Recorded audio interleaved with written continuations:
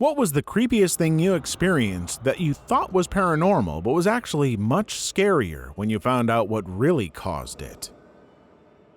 When I was 8, we were on a long holiday staying with some family in a town called Surat. It's in country Queensland, Australia. I was staying in their son's room who had moved to Brisbane for university. Each night I had the same recurring nightmare of an alien tentacle trying to grab me. After a week, I was terrified of going to sleep, but my parents kept telling me that it was okay. I was just frightened because we were staying somewhere new and that it would be okay.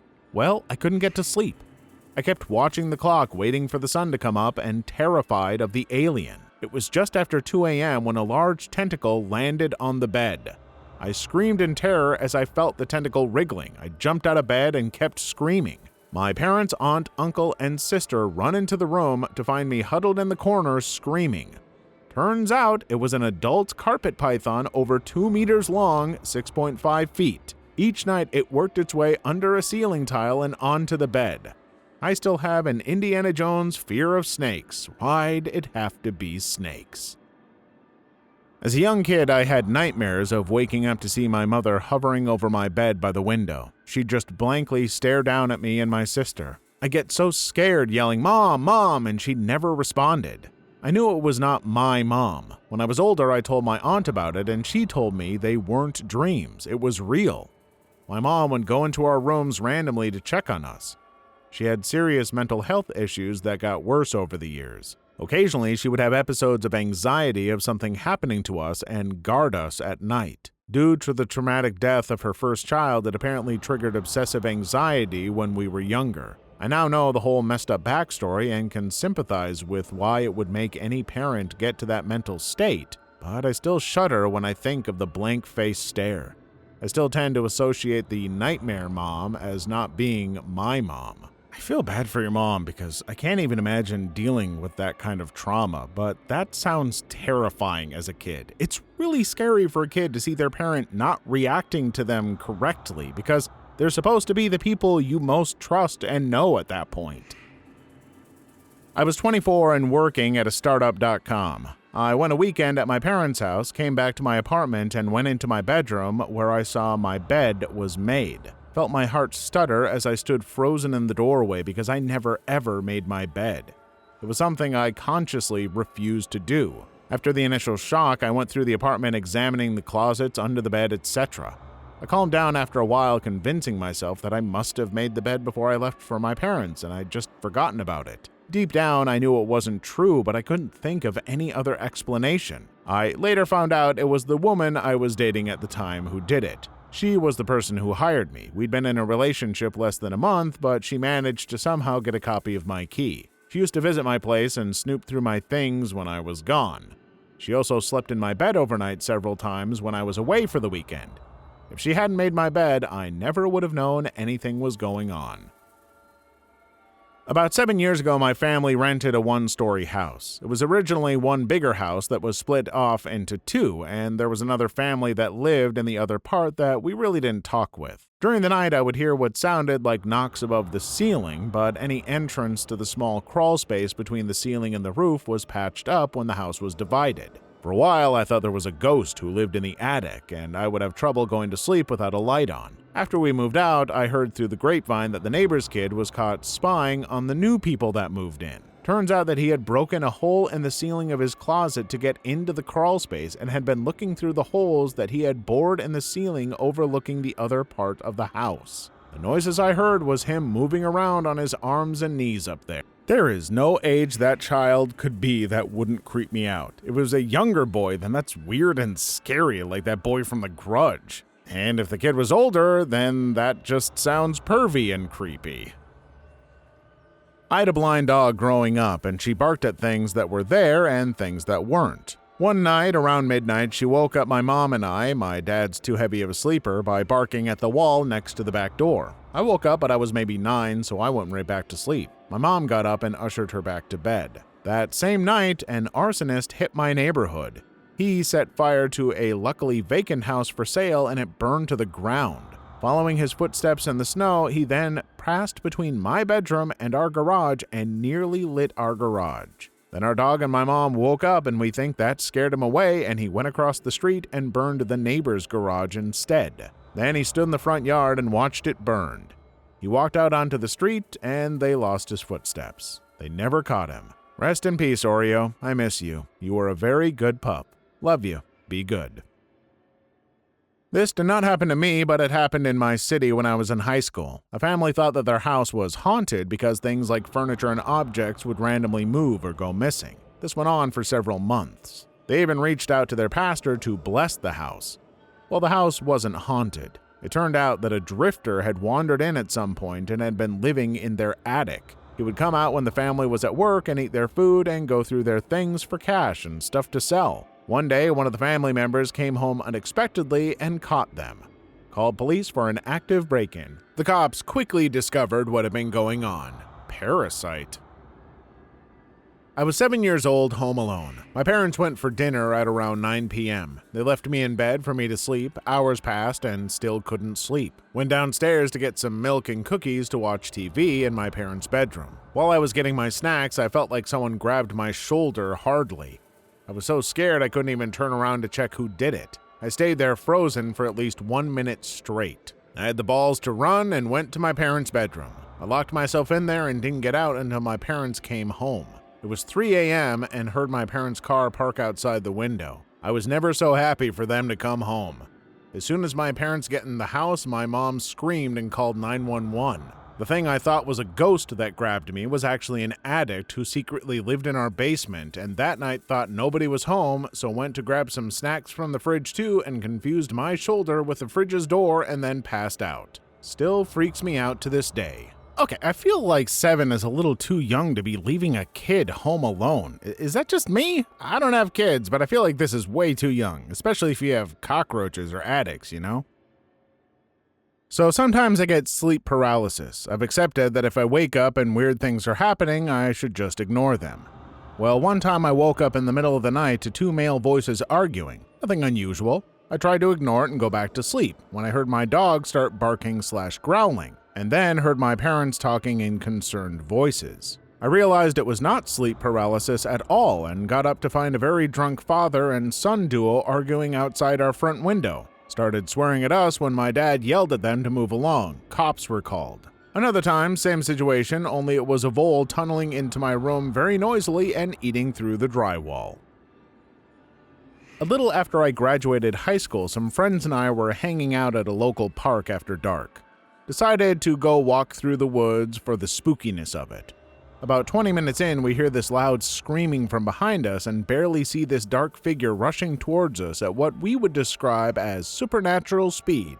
So we hauled butt and didn't stop until we were out of the wooded area and didn't see it. A couple of friends claimed it appeared to be floating towards us as it howled like a banshee. Later, we found out that area of the woods is popular for homeless people to hang out in and shoot up. So instead of some sort of evil wood spirit, it was most likely a homeless addict running at us full speed and screaming. Didn't think this was paranormal, but definitely thought it was creepy and ended up being more than I bargained for. When I was 13, I had a small jewelry box my mom gave me that had cushions for rings. I had 6 rings that I kept in it. Nothing of value, think mood rings and silver rings. I was somewhat neurotic as a kid and had spent an afternoon arranging my room, and I'd put the 6 rings in a specific order. I opened the box one day and noticed that 2 of the rings were out of order. I thought someone in my family had moved them because there was zero explanation for this.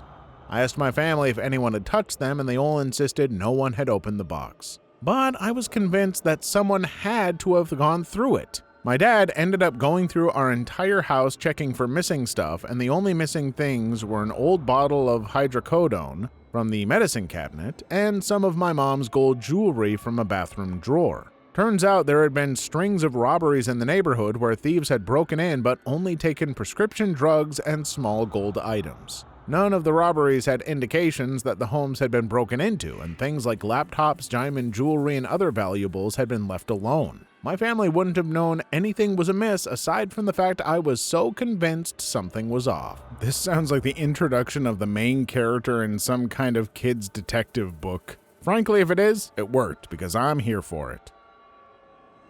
Not sure if this really counts, but about 5 years ago I got a phone call from my brother and he just kept mumbling into the phone. He kept muttering random words, and because I was younger, stupid me thought he was possessed or something. But he had just had a seizure and had just woken up. My brother gets really woozy and panicky after he has a seizure. Scared the living hell out of me. I like how your first assumption was that he was possessed, LOL. I had a friend who was staying at a ski lodge, and he went outside at night to smoke a cigarette. While he was out there, he said it seemed like an invisible monster was coming right at him. He heard it stomping, even smelled it, felt its breath as it charged him, and then it passed through him and it was gone. Turns out it was a grizzly bear stomping its way around on the floor directly underneath where he was.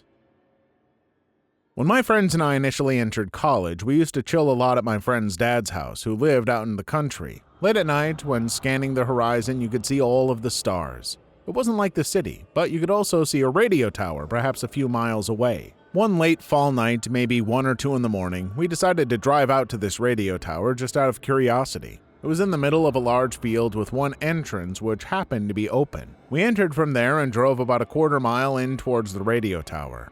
When we got there, we noticed underneath the radio tower a rusty beat-up car. The thing looked like it hadn't been driven in years. We pulled to the other side of the tower and just chilled for a bit, talking about whatever and listening to music. Then one of my friends pointed toward the beat-up car.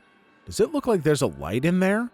he said. We all stared at the car, and sure enough, emanating beneath the dust-covered windows of the car was a dim light. We pretty quickly put our car in drive and started moving out of there. It was a field though, so of course we moved relatively slow. The same friend who pointed out the light noticed that the car started moving along with us, following slowly. It didn't put on its headlights, but the light inside the car seemed to glow brighter. That was the moment that my friend driving screamed, "F it!" and hightailed it faster than I'd ever seen. We left the junk car in the dust, literally in this case, and from that day we'd always referred to this story as the ghost car story.